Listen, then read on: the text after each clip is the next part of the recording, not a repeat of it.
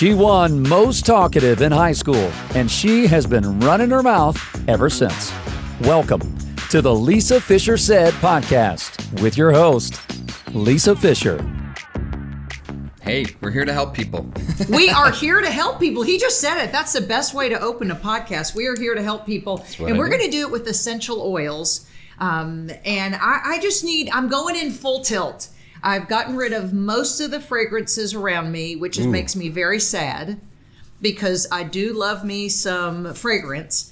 And I'm starting to cut everything out. But for the novice, where should they start? Cutting out the artificial fragrances, and then we'll talk about incorporating essential oils. Well, let me ask you, why are you sad? Because I love me some heavy scented candles. Yep. That's what I miss. It's the candles that I miss, and even my body fragrances, which I'm saving $1 million because I could buy a kidney on the black market cheaper than I could get that fragrance from Neiman's.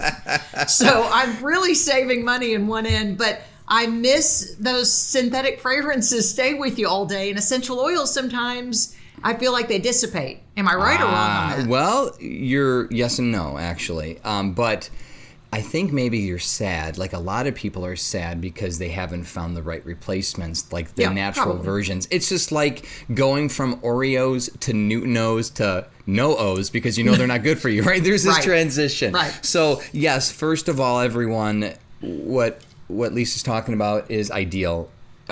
Synthetic fragrances are public enemy number one to our neurological health, which includes our mental health, our respiratory health.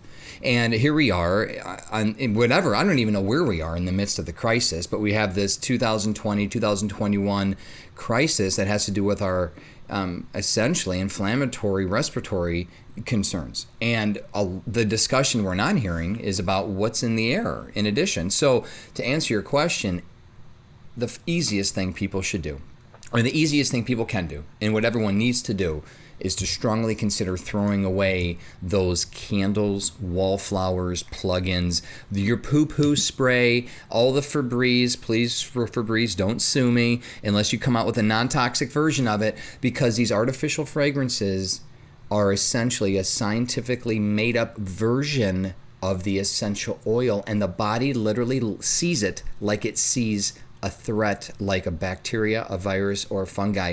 It's a toxin, and it's been shown linked to dementia, Alzheimer's, as you would think, allergies and COPD, but also cancer and mental health concerns like anxiety, stress, and depression. Why? Because you're constantly inhaling it through your olfactory system. And not to get too much into science, unless you want me to, but when it comes to the neurological pathways of your body, the only pathway in the body that has a direct impact on the brain is the olfactory system. Case in point, accidentally, maybe, cut yourself or stub your toe, there is a 1 to 2 second hyper delay or a half a second delay from when you hurt yourself to when your brain says ow to when you pull your hand back. That's because that sensory input has to be interpreted by the thalamus. It's called the thalamic relay in your brain. There is no thalamic relay with the sense of smell. Why? It's our primal sense. It's what connects us to the primates. It's the first thing that's developed in your brain is your limbic system, where your memory, your mood, your emotions. That's why most animals and primates don't even rely on their sense of sight and touch. They rely on their sense of smell. And we have desensitized and dampened our sense of smell because we don't need it. And you know, the concern that I have are smoke detectors. We shouldn't need smoke detectors. We have developed smoke detectors because our sense of smell has been dampened. Now, you have it, keep it, say please. But the reality is the fact that we have dampened our sense, our primal sense from the beginning of time to the point where now olfaction is almost useless for humans. We need a box in the air that beeps that says, hey, something's wrong. We didn't need that 10,000 years ago. So all that to say is your power of smell, your olfactory system, is the difference between healthy, positive moods, emotions, proper autonomic function, memory, and it will change your life. So first, throw that junk away and let me help you replace all that with aromatherapy. So what are you burning in your office right now? Like, what's the first thing you do in the morning? What do you start burning? Which ones? Ooh, well, You use the word burning. That's a good, I'm glad you used that, because what this is a water ultrasonic diffuser. There is, again, you can get them on Amazon for $20-$30, right? There's a disc on the very bottom of a water tank. It holds 150, maybe 200 milliliters of water. And it vibrates at such a high speed, it literally breaks up the water and the essential oils into mist. You're seeing mist, which is highly dispersed essential oils. This will last me 8 hours. And so, to your point, when I used to wear the expensive colognes or perfumes, your body adapts to the smell. When you first put it on, it hits you hard, but then after 10, 15, 20 minutes, you're not really smelling it. I mean, if you did, it'd drive you crazy, just like clothes. Think of this. When you put on your clothes, your shirt, your underwear, your socks, you felt it immediately. But do you feel your socks right now? No. If you did, you'd be going nuts. You'd be constantly moving. That's our body's adaptation. Like, okay, this stimuli isn't going to move. It's not going to change. It's good. But here's the thing. Even though I don't smell it, officially, like it's peppermint and orange, even though right now, unless I put my nose to it, but I've been in this location for a few minutes, my body's adapted to it, I am not recognizing the smell, but my brain does. My brain is literally being impacted by the volatile organic compounds. I have orange, because orange is a proven antidepressant. It's an anti-inflammatory, which is rich in limonene, a chemical shown to kill cancer cells. I also included spearmint. Spearmint and orange are a great little 1-2 punch. It's part of our get up and go blend. You could use it also in an aromatherapy inhaler for on the go. Like my wife has one of these. She smells it on her way to the gym because she gets up at 3:30 in the morning to go work out before she nurses the baby. Bless her heart, but that's what she likes to do, and that's her thing. But she also crashes on the couch at 8 o'clock at night, so it's whatever you want, right? But the reality is, spearmint is wonderful as an invigorating essential oil. It opens up the airways. It literally gives you an oxygen boost. It gives the energy and the focus. So we like balancing orange and peppermint and spearmint, if you have peppermint or spearmint. It's a wonderful blend. But that's our basically solution to a cup of coffee or a shot of espresso in the morning. And I'll put everything we're talking about in the show notes. So if anyone's listening going, God, now what was that he was talking about again? So that will definitely be included, because you have your own proprietary blends, right? Or your own business with essential oils. Is that correct? No. Thank you for saying that. Okay, good. I am the only one at the level that we do it at. We reach millions. We reach 3.5-4 million people a year through our website, social media channels. We're the only one in the world that is non-branded. We don't represent a company. We're not in network marketing, no doTERRA Young Living. We're not an aromatherapist who sells his or her own line. Right. So what we do, I'm glad you mentioned that, because we speak very freely without that financial bias. And so what I do as a researcher, I pull the blends that the scientists are evaluating in the clinical trials, and every recipe that's in my book is based off of that in my books that we publish. So this is evidence-based aromatherapy. Now, are they food safe? Like, could we put a little of the orange on our tongue and would we enjoy it, or would it burn us? Because that stuff's really stronger than you think. Yeah, the reality is essential oils are highly concentrated. And I mean, just to throw out a fact, a myth buster, I hear this a lot, especially in my faith. Christians talk about Jesus, gold, frankincense, and myrrh. That's in myrrh, right? Trust, y'all, that wasn't essential oils. Essential oils didn't exist back then. How? Why? They didn't have, steam distillation wasn't invented until the 9th century by Arab alchemists. So before then, our ancestors used herbal extracts, which is great. You get you could do it today. Get a pint or a quart mason jar, put a bunch of lavender flowers in, put some olive oil, let that steep for 2 weeks. That's your herbal extract. That's what our ancestors, that was the anointing oil that God told Moses to make, right? What we have today is something concentrated that our ancestors couldn't even conceptualize. So you're looking at a lavender bottle, like a bottle like this. Let me pull out one for just, demonstration purposes. You're looking at roughly 3 pounds of lavender here. I mean, it's hard to conceptualize. Like, you pick up a lavender flower, it's lighter than air, 3 pounds of it, right? So you steam distill that. When you're looking at the same bottle size, you're looking at 40 lemon rinds. So you get lemons, the rind of the lemons where the essential oil is, you extract that, cold press it like olive oil, and you get just a couple hundred drops. So they're highly concentrated. It's advisable that you ingest them with a fatty carrier because you need something to dilute the essential oil. That's why all of our topical preparations always include a carrier oil like jojoba, sweet almond, olive oil, even coconut. When you ingest them, to your point, yes, but we want to do it safely. And as long as the oil is pure, meaning there's no adulterant, no synthetic ingredient, which, by the way, most on the market are fake, just like CBD and olive oil and wine. Okay, let me drop something on you. Most wine on the market, most olive oil, most essential oils, and CBD. We're talking 75 to 85% of all those products are adulterated because anyone can put a label on anything and sell it. And unless someone dies, heaven forbid, or someone gets sued, the FDA isn't monitoring these companies. People just sell whatever they want, even at your grocery store. Then what are we going to look for? What are we looking for on the label then to tip us off? Don't even look at the label. The label is marketing. What you do is you go to the website, and every essential oil company and CBD company and olive oil company that's in wine that's worth their weight in salt, they'll have a batch-specific report to let you know what's in the oil. This wasn't the case 3-4 years ago, but now transparency is key in every area of life, especially with essential oils. So what we see here is the importance of going. So again, I'm not expecting you to be a scientist, but it's called a GCMS, a gas chromatography mass spectrometry report. Okay, so what that is, it's basically the blood panel. So imagine you feel you might have heart issues, so you go to ReadyLabNextDoor.com, you get a blood panel, they'll give you an executive report that says, hey, here's your blood pressure, here's whatever, here's your biomarkers for heart disease.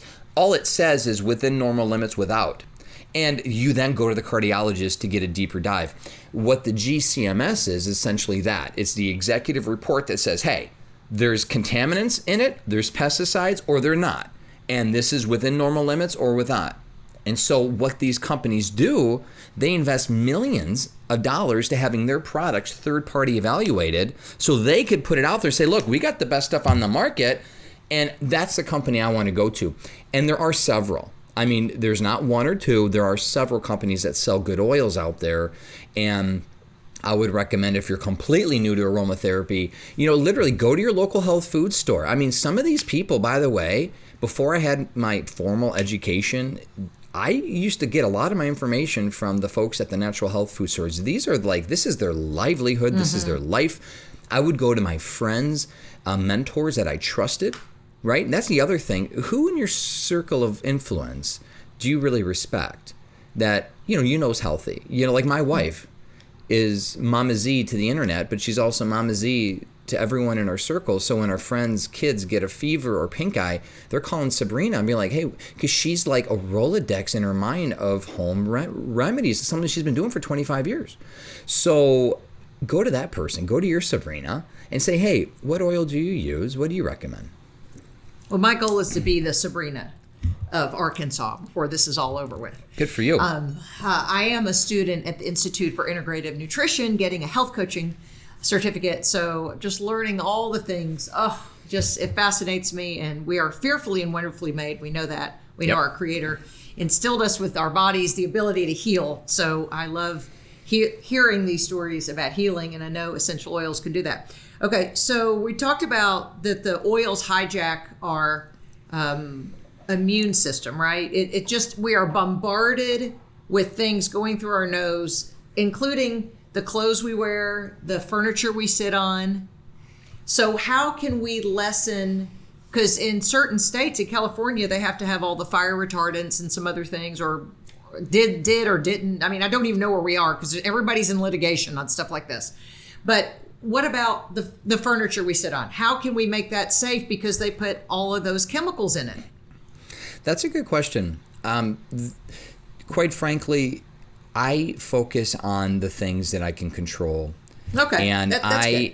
And this is where my wife and I are. What's the best way of putting it? We are obsessive, like borderline OCD, when it comes to the air that we breathe, the water that we drink, and the food that we put in our bodies, and also what we put on our body. So the clothing and the body care. That stuff we have found we can absolutely control. In the air that we breathe, we have air purifiers throughout our entire home, a unit with the whole house, water, double reverse osmosis, whatever your flavor of water is.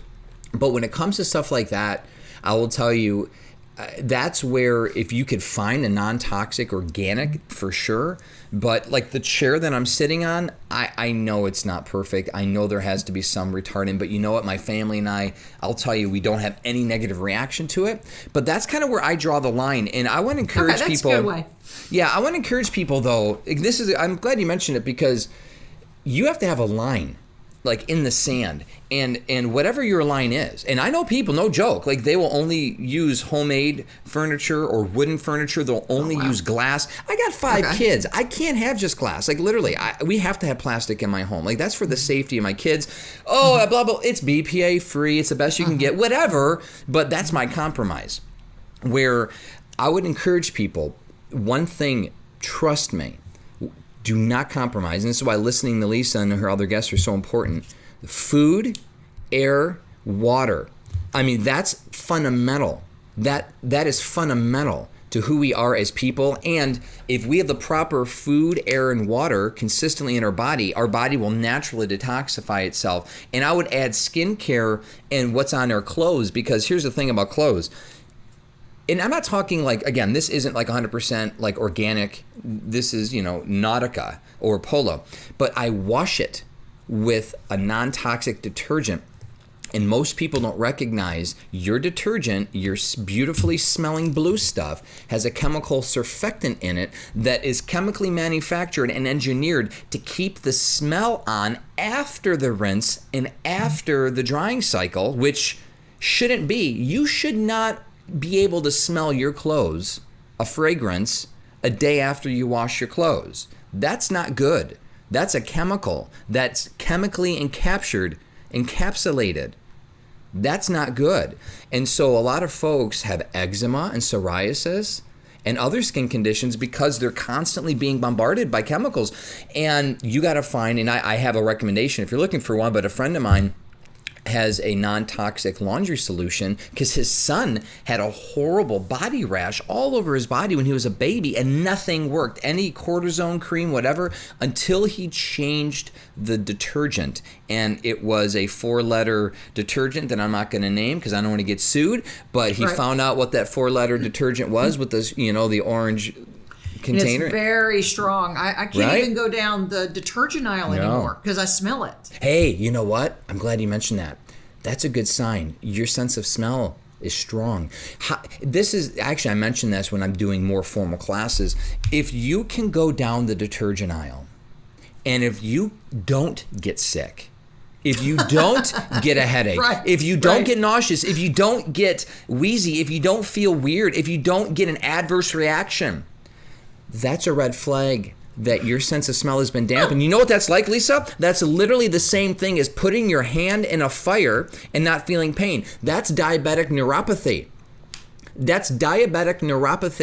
People who have neuropathy with diabetes, they can't feel their limbs. Next thing you know, there are sores that develop into gangrene that could take your life because their sense of pain has been dampened. If your sense of smell has been dampened and damaged, you will not have that defense mechanism because that aisle is the most poisonous, toxic aisle in that entire store. And I'm with you. I literally have to hold my breath and I run or I walk past it really quick because I can't even stomach it.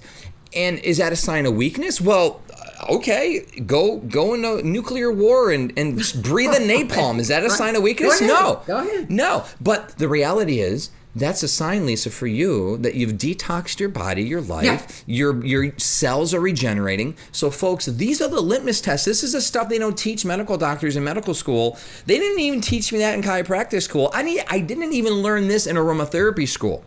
This is the stuff that we need to recognize. What are the litmus tests that we have available to us to see if I'm good? Because there is no blood test to see, hey, how's your sense of smell?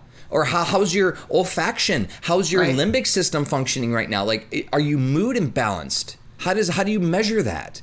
So all these little nuances help guide people. So please get non-toxic laundry care. especially because your clothes. What words are we looking for? Free and clear? Because I've heard even in free and clear, they can still deposit something in it. Again, the labels, if there's one thing I've learned about everything, food, what's USDA organic? What's all that mean? Labels essentially are useless.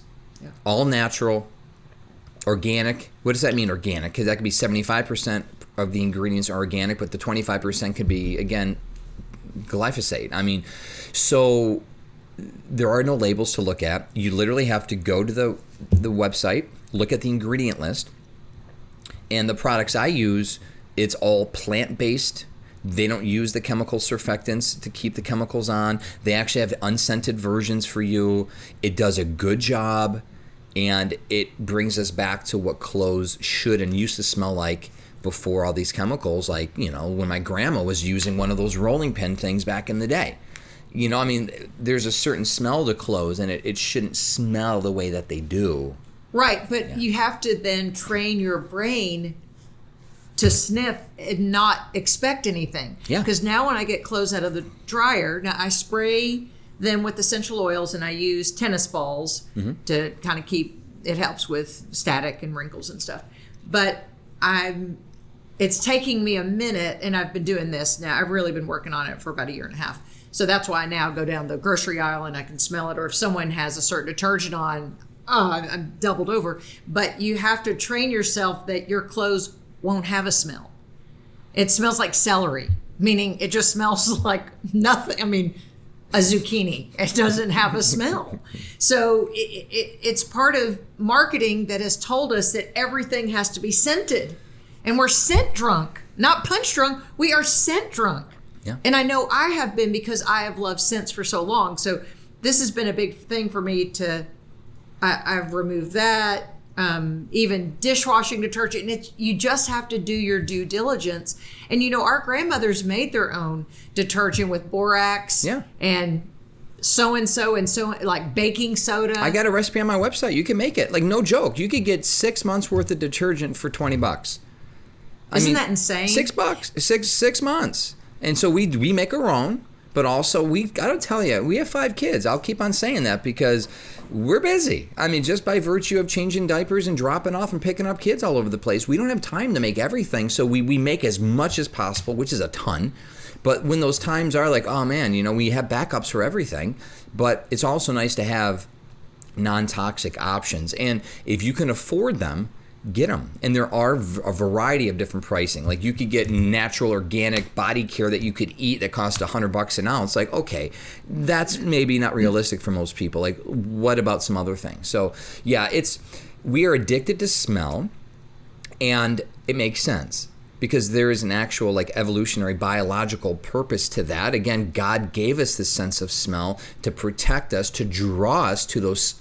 Why do you think we love roses so much? I mean, it actually stimulates healthy hormones in the brain. It's been shown to help children with autism, help with anxiety and stress, a natural aphrodisiac. Like, there's a reason the Bible talks about the rose of Sharon and all the beautiful herbs and scents. It's like these flowers, these aromas literally impact our brain physiology, our chemistry, our hormones, but they also have nutrition, a lot of these herbs. And we're drawn to the smell of orange blossom, which brings us to the orange that's rich in vitamin C. I mean, if you think of it, the poor zucchini, the poor potato, but you know, by and large, some of the most wonderfully aromatic plants are some of the healthiest for us to use for our medicine, but also our food.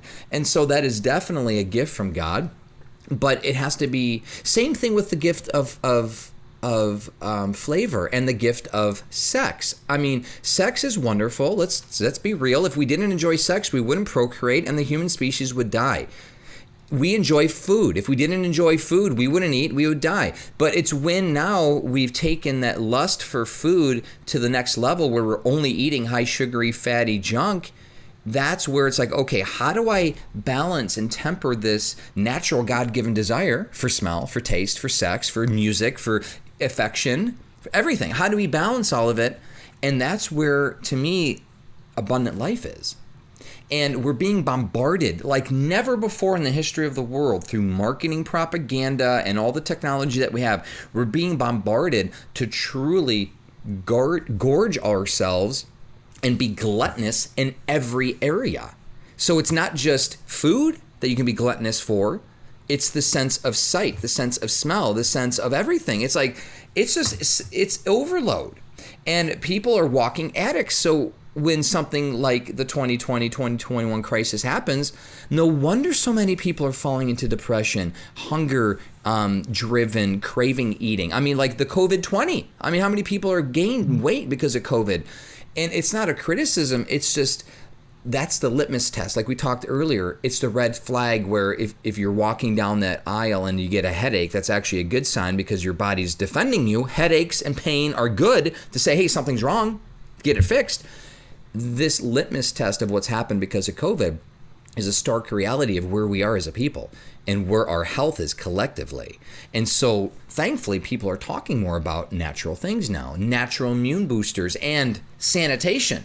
Because as dangerous as fragrances are and smell, hypersanitation, and I talk about this in my new book, The Essential-Oils-Apothecary is coming out, Alzheimer's has the highest prevalence in hypersanitized countries. We need bacteria. We need viruses. We need fungi to live. Right. It's like, what are you saying? We can't sanitize everything. We will walk around like cancer patients on chemo with no immune system, which will put people at risk of dying of the common cold or flu. That's the risk of sanitation, hypersanitation. So what do? We make our own hand sanitizer because no way in the world am I ever going to use that. And even when I go, I'm never going to use that stuff. I mean, like I will opt out of everything. If there's one public enemy, number one, it's conventional hand sanitizer. And thankfully, back last year, again, when the 2020 crisis hit, the FDA said, hey, oh, by the way, these like 80 different types of hand sanitizer, don't use them. You know, they're bad. It got on the radar. It was like something hit. People are like, oh, wow, why would the FDA just ban and outlaw all these hand sanitizers? Right, but you know, in some stores, they were requiring you at, I think, the yoga place or one of them. So many. They said you had to use a hand sanitizer to come to their store, and I wouldn't. I walked right out. I walked into a restaurant, and he said, you're going to have to use a hand sanitizer. I said, I've got too many autoimmune conditions. Yeah. I can't do that. And or you bring your own, right? What if you bring your own? Because our kids' school requires hand sanitizer, so we talked to the headmaster, and they're like, look, we'll make our own. And it's so simple. Get some high-grade organic grain alcohol or a highest proof vodka you can. Fill it in a spray bottle, put 20, 30 drops of essential oil. You're done. Like, that's what hand sanitizer is, y'all. So you just spray it on your hands. So we have our kids. That's what they use. If someone's going to require me to go into a store, I won't, or I'll like, look, I got my own. And what are they going to say? Like, no? Like, what, I got to use your Purell? I got my own, right? So, and then it's also a nice talking point because, you know, we're health evangelists. I'm always trying to convert people. Totally. And I'm like, hey, and then they smell this, like, ooh, what's that? I'm like, oh, that's neroli. Let me talk about the orange blossom. Ooh, I do love neroli. Right? Or whatever it might be. So what do you do? Do you have teenage boys? No, I have a 12-year-old daughter and then two boys in the middle, 8 and 10, but no, not yet. I've got a warning, and I've got to be real frank with you. Those two boys are going to smell like the sewer had come home when they go through puberty. I thought my son left his, he was an athlete, and he left his cleats in the back of the car. I thought something had died. That's when we were using fake scents, too, to cover it. Yeah. What are you going to do then because it's a smell. Like, I can't warn you. It stinks. What are you going to do then to help usher through those teenage years so that Mama Z doesn't faint? Well, I mean, I'll bet my wife says that about me after I play 5 hours of beach volleyball too. Yeah. We have all this stuff. I mean, we have odor powder. Like in my book, my first book, The Healing Power of Essential Oils, it's filled with these home and body solutions. And foot powder. Again, simple stuff. You don't have to use cornstarch if you're allergic to it. There's a number of different varieties of it. But yeah, we have all kinds of powders and sprays, and the reality is we're all about smelling good too. I mean, we really do. I mean, making your own like bentonite clay or non-toxic deodorant is so important. Like, we don't use antiperspirant. We want our body to perspire, right? God gave us those pores for a reason. Right. So we have all that. But yeah, I'll tell you, we have stinky boys. I mean, my 8 and 10-year-old, they're stinky too. But it's going to get worse. Yeah. I know. We spray them. And you know what we do, though? And this is something we do. The kids don't know any better, meaning this has been their life since day one. But we essentially anoint our kids with oil every day before we send them off to school. We have this joyful body oil. It's a wonderful smell of orange and vanilla. It smells like a creamsicle or dreamsicle, but it's literally been proven. Like in my new book, I talk about a research study and using orange and vanilla essential oil to help people through a hopeless situation and improve their mood and their ability to cope. I mean, it was a wonderful study, and it's like, who isn't helpless right now? Who isn't hopeless right now? Who doesn't or hasn't dealt with a little bit of that over the last year? It's clinically proven smelling something that's good for you, that makes you feel good and you enjoy, helps you overcome that. So it's like, you know what? It's not as bad as it might look. It's like that little edge, like, wow, Chicken Little, the sky's falling. But when you're inhaling something, so what we do is we have that, my wife calls it her joyful blend. We put it right on them. We strip them down. We oil them up. Now they oil themselves up because they're old enough. My 4-year-old daughter, a little too young, but she usually gets a lot on her tummy, but nowhere else. But we oil them up. We put on their clothes. We send them off to school. Now they're walking diffusers. And no joke, the teachers, every year the teachers are like, your kids are always so happy. They always smell so good. And they smell good. But that's how we do it. And then so if they come home stinky after playing, we anoint them again. But we got to say, we have a lot of those little solutions. Plus, but quite frankly, these diffusers behind us here, that's so important. I mean, we love that wonderful aromatic experience throughout the day. And so that also helps just set a tone. But it only aerates a room about this big. You need like 30 in your house. Do you have one in every room? Yeah. Like the bathroom and the kitchen and the dining room? Okay. Well, just like how most people have wallflowers in every room. We used to. I mean, I used to buy my wife, I used to go to Bath & Body Works, I used to buy her a wallflower for every plug in every room. And that was my gift to her for Christmas. And she used to have, hey, we're going to Maui tomorrow. So she would do her tropical scent for a month. And then, we're going to Apple Orchard. And she'd have her apples for the fall season. But yeah, we do the same thing with basically everything you have in your home. We took out and we put an essential oil version of it. It can be replaced. Yeah, easy. So what about shampoos have phthalates and parabens and fragrances? Yeah, make your own. You make your own shampoo even? Or, you can make your own, super easy. Again, my first book, The Healing Power of Essential Oils, has all that stuff. But the thing about shampoo is this, or conditioner, it's like you got to have the time and the energy to do certain stuff. Our recommendation is getting and it's easy. Again, there are brands, like what's the brand I really like? Whole Foods sells it. Forgive me if I'm mispronouncing it. I can see it in my head. Alafie, I think it is. Or, yeah. You know Alafie? Yeah. I know what you're talking about. I don't know how to pronounce it. That's a great brand. But if you're sensitive to smell, get the unscented version and then put the essential oils in the bottle. That's what we do. Okay, that's what I've done with my detergent. Am I okay on that? Yeah. Okay. Yeah. And that kind of little stuff. Like, get unscented version of anything that's non-toxic. It's so easy to get, and body care is so easy, the salves and the lotions. But when it comes to the hair stuff, same thing. Get the unscented version, put some essential oil. But again, the Alafie brand is kind of cheap. I mean, it's not $20 a bottle. No. That's what we use, unless we're making our own, which we do. But it's one of those things where it's like, to me, I am focused on making the things that matter the most. And again, food. We make most of our food. We want to make sure our water and our air is good, and our body, like the stuff like that's going to be stuck on your skin all day. That's important. My hair, I wash it out, right? Okay, well, let's talk about foods. What are your priorities then with food, making sure they're non-toxic and safe for your family? What choices are you making? You know what we have? We have a wonderful garden in the back. I want to encourage people, a little side note. Even if you live in an apartment, you could still get a little bucket and put a tomato plant in it. I want to encourage everyone to get that green thumb that God gave you. I just heard a friend say, I kill everything. My husband's got the green thumb, or my wife does. Like, no. It's simple. Follow the instructions.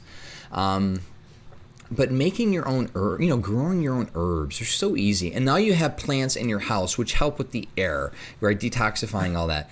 But when it comes to food in general, I guess we all have our different philosophies of meat, veganism, and all that kind of stuff. But the focus is we eat real food and we look at the ingredients.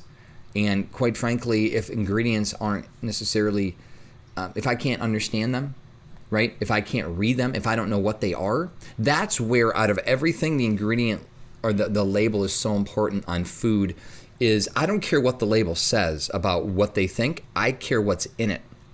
So I became an avid ingredient list reader, and I don't compromise on sugar at all. Like I don't compromise on any of the aliases of sugar, and there are a number, look it up. I mean, it's just not sugar. It's maltodextrin, glucose, fructose, high fructose corn syrup, and all these little secret names that they say instead of sugar. I don't do cane sugar. Again, that's sugar. I don't do organic cane sugar. Again, that's sugar.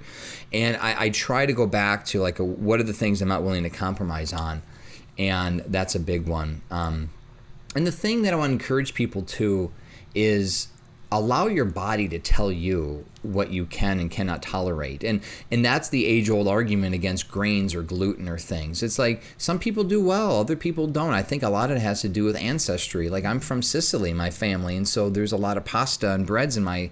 But when I go to Italy, it's actually known as the Italian paradox. When I went to Italy recently and I spoke at a conference, I ate freely. I ate their breads and I had zero reaction because... Isn't that crazy? Well, it's real food. They don't allow glyphosate. They don't allow Roundup. They don't have genetically modified food. Like it's literally outlawed. Our wheat in America is trash by and large.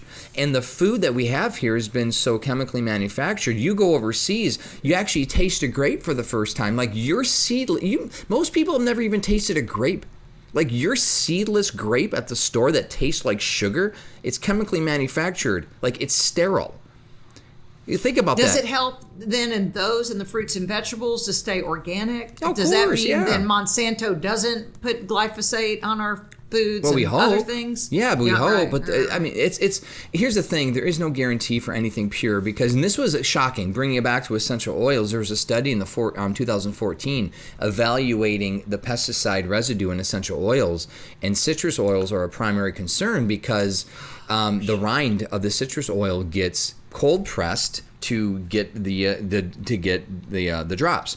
Well, even organic citrus groves, which meant they used approved pesticide, not or whatever it is, they used approved pest control, or they didn't use outlawed pesticide, which again is gray, but there were still pesticides detected in the oil. Why? Because right down the road you have a farmer. The guy, sure. And it's in the comes air, downstream. in the stream, and it's at the end of the day there is no escaping this onslaught, and so that's where the OCD comes into play. You'll end up in a bubble, and you'll end up going nuts. So we try our best. Like I'd rather you eat normal, conventional, pesticide-ridden blueberries than not eat blueberries at all.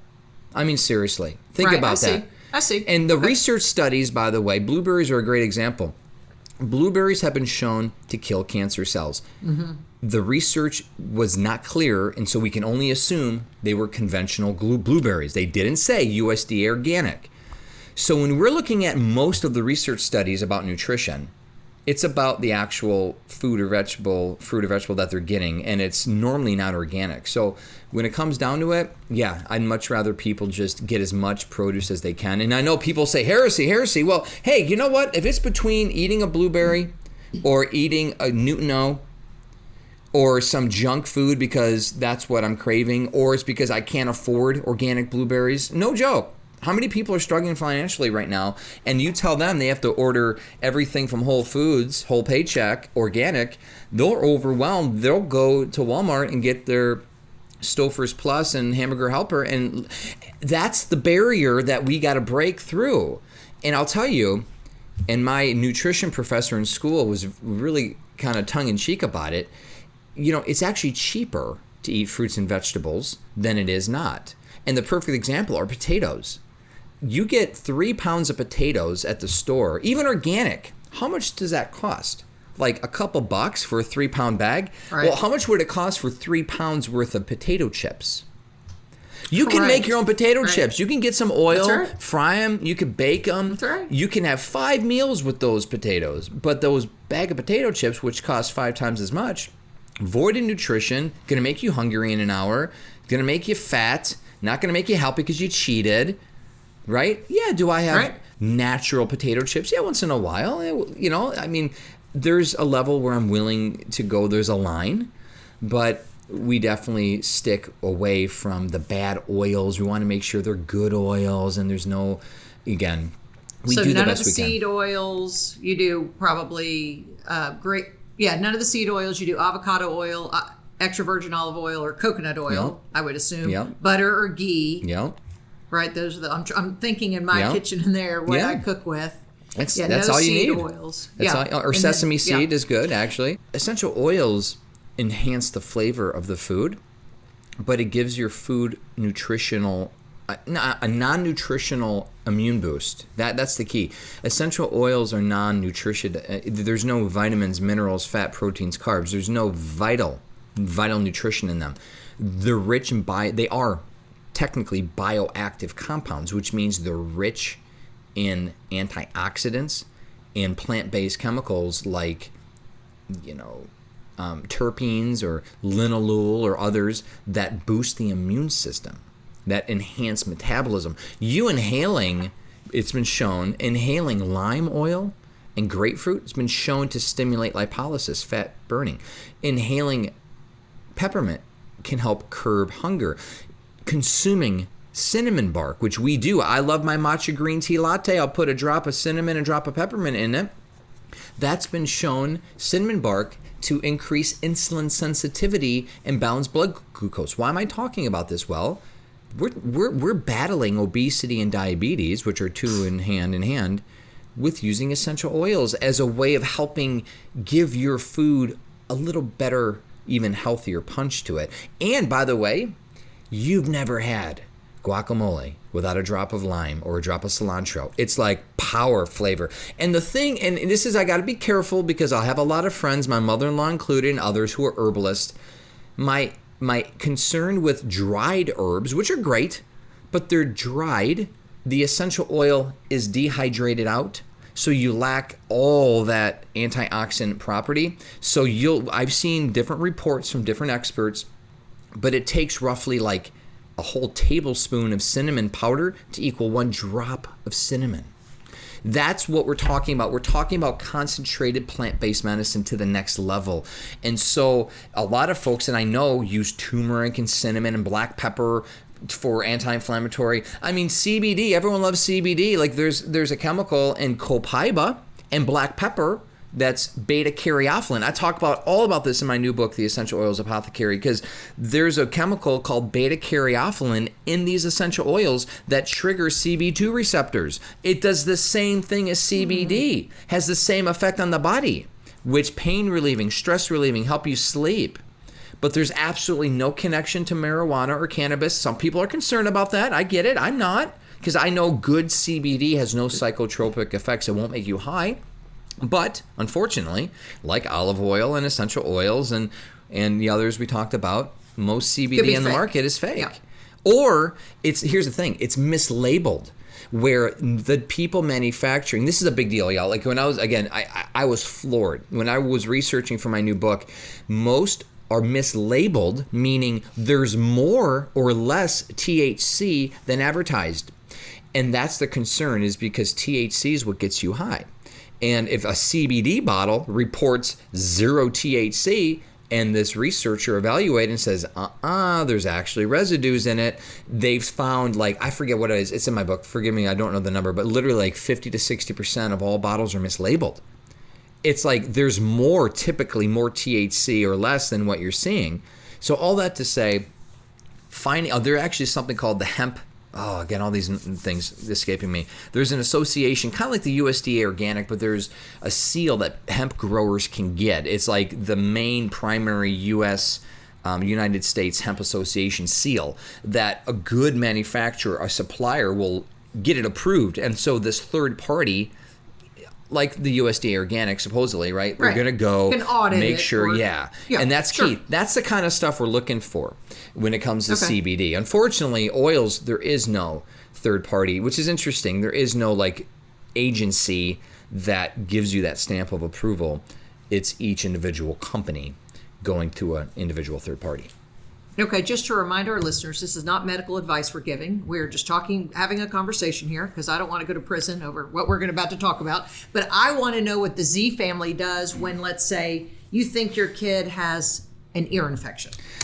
What are some of the things you start working on?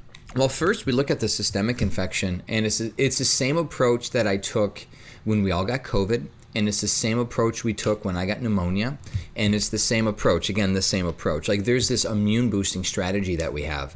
And every oil company, whether doTERRA, Young Living, Plant Therapy, Eden Gardens, they all have their immune boosting essential oil. And typically that includes a mixture. And this is why I'm giving this to you, because you can make your own at home if you want. Okay. But I would recommend starting off with equal parts of clove, cinnamon bark, eucalyptus, lemon, orange, and rosemary. Sounds wonderful. Now, what orange, sweet, wild, bitter, whatever you got. What eucalyptus, radiata globulus, whatever you got. Like, when it comes to it, this is something that I want to encourage people not to worry about. French lavender versus, English lavender. All right. Most of the oils in that family have a similar composition, unless it's indicated by the research. Eucalyptus is eucalyptus. Frankincense is frankincense, right? Even though there's 5 or 6 different species of frankincense you could buy. So I just want to, for those people who are advanced or more intermediate in their essential oil acumen, they're always asked that question, what's the Latin name? It's like, trust me, it doesn't really matter, as long as the oil's pure. So you use those oils, and we like to start with equal drops of it, and we'll diffuse those oils. We'll make a 2 to 5% body care, which is essentially a dilution. So again, I want to encourage folks to take a little bit of time to learning the basics of aromatherapy before diving in. I have free resources on my website. I got 2 best-selling books, 1 on the way. There's charts available online.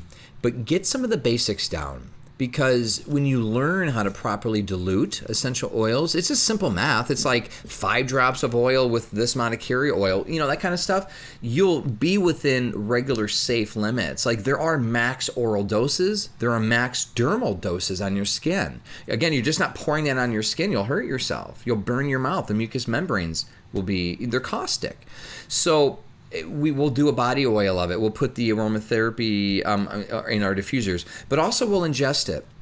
And I could put 3 to 4 drops of that blend in a gel capsule always fill up your gel capsules with olive oil. I actually like to put a dose of CBD in that as well. That helps as a carrier oil. I ingest that once or twice a day. Again, we just got sick. When it comes to the kids, we just decrease the oral dose. And here's my little secret for the kids. I call it my immune boosting snack. I get a tablespoon of almond butter, and I'll put a drop of that essential oil blend, just 1 drop, little teaspoon of honey. I love Manuka honey, quarter teaspoon or so of pumpkin pie spice or cinnamon, a little bit of Himalayan pink salt, and you mix that together. Cinnamon and honey, by the way, is extremely antibacterial, wonderfully healing. People have been using a cinnamon and honey remedy for topical and internal wounds forever. I like to add that into the mix, and it complements. My kids call it tasty butter. I mean, it's like candy because of the honey, but we'll give them that as like a snack once or twice a day. So that way they get, they'll end up getting, their immune system. Yeah, but it's very diluted and it's highly safe. But for the ear infection, we'll also put tea tree oil and lavender around the ear itself, not ever in the ear. That's a concern that people have because it could actually, burn your ear canal, but also hurt your eardrum. You never put oils in your nose or in your ear. You can ingest them, and there are anal suppositories. You got to do it the right way. But ear never, nose never, eyes never. Same thing with eye infection, like pink eye. Same thing around the eye, around the eye socket, lavender and tea tree. You dilute the oil. Again, you can put a teaspoon of coconut oil, 1 drop of lavender, 1 drop of tea tree, mix up in your hand, put it around your eye for pink eye. We have that for the kids, put it around the ear. But because the volatile, the organic compounds start to evaporate and will literally kill some of the infection. And it's one of those things that with our quote-unquote antibiotic approach where we're killing the bacteria through the essential oils and just healthy nutrition, letting the kids knock it out naturally, we've been able to avoid antibiotics for the large part of our family for the last 16 years. And then what about digestion? A lot of people battle GERD and some other things. I'm just thinking kind of the common health concerns that people have. What are some good essential oils then to tackle that? When it comes to GERD, it's important to be very careful about ingesting oils, especially how you do it. A problem that I myself developed before I knew any of this stuff was I actually caused GERD by consuming essential oils too much. Peppermint essential oil is so relaxing. It's a muscle relaxant. By the way, great for aches and pains and arthritis, but it can relax the esophageal sphincter, which separates and protects the esophagus from food coming up, gastric juices and acid from the stomach. So people that are ingesting peppermint, it could loosen and soften and release that valve, and that can cause GERD. Same thing for other essential oils. So we never ingest oils without a capsule. We never just put in our water ever, because that's a big issue. So ever in your water, because water and oils don't mix. So you're basically just drinking a drop of oil and flushing it down with water. Oh, dear. But with my matcha latte, there's coconut or almond oil in it. That fatty substance disperses it now, so it's like you're not drinking one drop you're drinking throughout the whole experience. You want to dilute the essential oil. You want to use a carrier. Okay. So GERD, we approach topically, and putting essential oils on the chest and on the abdomen, and everything from peppermint to ginger. Ginger's a great one. Roman chamomile, tarragon, wonderful essential oils that could help with stomach issues. If I'm thinking of lemon is great for nausea. Ginger, peppermint, again, are the go-to. Caraway, another good one. Cardamom, these are really nice oils that can help with digestion. But be very careful when you're ingesting for GERD. Now, if you have indigestion, stomach upset, ingest oils with a capsule. That could help a lot. Again, the peppermint, the ginger, lemon, that's a great blend. Okay, so I've tried to do the little capsules. We're showing this on YouTube where people are listening in their cars. I'm telling you, they are teeny tiny things, and I'm somehow going to use my little fat sausage fingers to put a dropper in those little capsules. How is it done? That little dropper right there. Pipette. That's it. You got to buy a pipette. It's simple. Okay. Yep. You. There's a couple tools. Let me see if I got another one here. There's another tool. Oh, I got to find it. But there's a tool I have that pops open the essential oil, because essential oil has a dropper in it, and it pops it open, right? You could do it with your nail, or sometimes. But it's hard. I've tried that too, and it's hard. But there's a little popper. It costs you a couple bucks at your aromatherapy supply, but you can get a metal piece that pops it open. But getting a pipette is the best way. And you put 2 drops in your vegan gel capsule, fill the rest up with olive oil. But it's small. It's homemade. I love it. This is life. I mean, this was life before the convenience of all these, pills and medications and processed food. And where has that taken us? Well, I'm telling you. Some pushing daisies, or with type 2 diabetes. Oh, there it is. This little tool. Oh. Simple. Just pop it up. See? Is that neat? Yeah. Simple. Okay, those of you listening on the podcast need to go to YouTube and see what he's talking about, because I have no idea. That looks like a brass fancy cheese grater. Yeah. Just pop. For little bitty rats. There. I like to describe things. I've been in radio a long time, and we've had theater of the mind. We've had to tell our listeners what they were seeing. So, Dr. Z, you're fantastic. I wish I had you on speed dial, because there are a million questions. I love that you're a chiropractor too. Chiropractic care and acupuncture has changed my health in ways, and intermittent fasting. Thanks for listening to the Lisa Fisher Said podcast. Be sure to hit subscribe and download all the episodes and leave a review, won't you? The Lisa Fisher Said podcast is produced by ClantonCreative.com.